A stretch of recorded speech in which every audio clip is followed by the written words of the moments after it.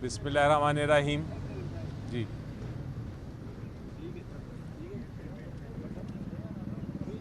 बिस्मिल्लाहिर्रहमानिर्रहीम। इमरान खान साहब से मुलाकात हुई। इस वक्त उनके दो केसेस चल रहे हैं। इलेक्शन कमीशन ऑफ पाकिस्तान भी इधर आई थी अपनी कंटेम्प्ट की प्रोसीडिंग्स चलाने के लिए, और नैब का केस भी चल रहा है, तोशा खाना वाला। खान साहब को जब खुशखबरी सुबह मिल गई थी पेशावर हाई कोर्ट का जो फ़ैसला है सिंबल केस का, बहुत खुश थे और उन्होंने पैगाम भेजा है पूरी कौम को कि अब कौम इलेक्शन के लिए तैयार हो जाए, क्योंकि अब कोई रुकावट नहीं है पीटीआई के सामने कि वो इलेक्शन में हिस्सा ना ले सके। भरपूर हिस्सा लेंगे और उन्होंने पैगाम यही दिया है कि वोट के दिन अपने वोट का जो हक़ है वो ज़रूर इस्तेमाल करें। इसके अलावा बैरिस्टर साहब आपको बताते हैं बाकी मामलात के बारे में। शुक्रिया। बिस्मिल्लाहिर्रहमानिर्रहीम। खान साहब के साथ आज मुलाकात हुई है। खान साहब वाकई जिस तरह अली ज़फ़र साहब ने फरमाया, खान साहब बड़े खुश थे और उनको हमने ब्रीफ़ कर दिया है पेशावर हाई कोर्ट की डिसीजन के बारे में और इलेक्शन कमीशन को जो हिदायत दी गई थी उसके बारे में और हमारे बल्ले की रिस्टोरेशन के बारे में। आज इलेक्शन कमीशन भी एक ट्रायल के लिए आया था। हम इंशाअल्लाह ताला इलेक्शन कमीशन का जो ये ट्रायल हो रहा है और इलेक्शन कमीशन इसको बंद दरवाज़े में कर रहा है, सबसे पहली बात तो ये है कि हम इसको हाई कोर्ट में चैलेंज करेंगे कि कोई भी ट्रायल इलेक्शन कमीशन का इसमें सेक्रेसी इन्वॉल्व नहीं हो सकती और ये ट्रायल न इन कैमरा हो सकता है न ये जेल में हो सकता है, तो इसको तो हम चैलेंज करेंगे। इलेक्शन कमीशन के सामने मैंने एक गुजारिश की है और इलेक्शन कमीशन ने मेरी गुजारिश एज़ ए चेयरमैन पीटीआई सुनी है। मैं उनके नोटिस में लेके आया हूँ कि आपकी ये आईनी और क़ानूनी ज़िम्मेदारी है कि election free, fair and transparent हो। अगर सुप्रीम कोर्ट ने शाह महमूद कुरैशी साहब को बेल इस ग्राउंड पे दी है कि ये free and fair and transparent election के लिए भी ज़रूरी है, तो अब ये इलेक्शन कमीशन की ज़िम्मेदारी बनती है कि मेक श्योर करे उस पर अमल दरामद हो और वो जेल से बाहर आ जाए।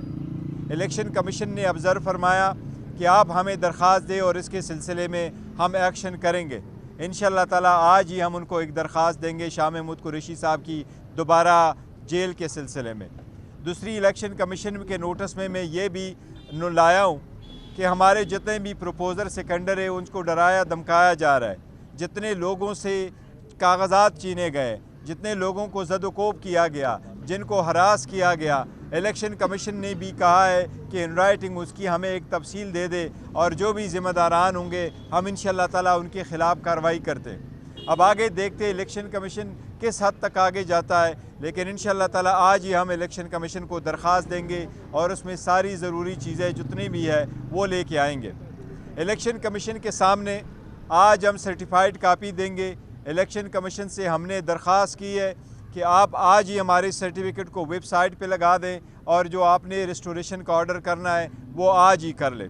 तो इलेक्शन कमीशन ने फ़िलहाल अदालत के सामने ऑब्ज़र्व किया है कि इंशाअल्लाह उस पर जल्द अमल दरामद होगा। हमें उम्मीद है कि इंशाअल्लाह election free, fair and transparent होंगे। सुप्रीम कोर्ट इसको गार्ड करेगी और सुप्रीम कोर्ट इंशाअल्लाह मेक श्योर करेगी कि 8 तारीख़ को इलेक्शन हो। अब अगर आप लोगों का कोई क्वेश्चन हो तो मैं ले लेता हूँ।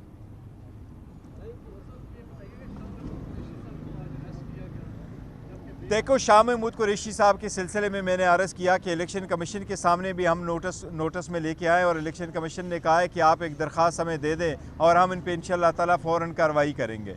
तो इलेक्शन कमीशन ने कहा तो है, लेकिन हम हाई कोर्ट भी जाएंगे और जो भी फोरम अवेलेबल हुआ वहाँ होगा, लेकिन सबसे पहले इलेक्शन कमीशन को हम वो एप्लीकेशन दे देते कि ऐसा क्यों हुआ है। Thank you.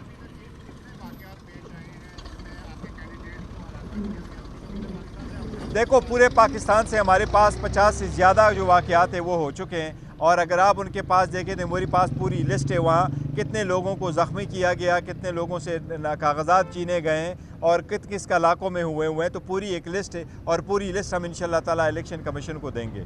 इलेक्शन कमीशन की ज़िम्मेदारी है। मैंने आज इलेक्शन कमीशन को कहा है कि बहुत अच्छा होता कि आज आप पर्सनली जाते, मुख्तलिफ़ जगहों के दौरे करते, बजाय ये कि हम आपको कागज़ों में लिख करके दे दें। आप ख़ुद जाके दौरे करते बजाय इसकी कि आप जेल आएँ। लेकिन in any case election commission अगर इन राइटिंग भी मांगता है तो हम इन राइटिंग भी देंगे, क्योंकि इस वक्त सारा फोकस होना चाहिए कि इलेक्शन हो फ्री एंड फेयर हो। इकानमी पहले से डूब चुकी है, अगर election free and fair and transparent नहीं हुए तो इससे पूरे मुल्क का बहुत नुकसान होगा, इसमें जमहूरियत का नुकसान होगा।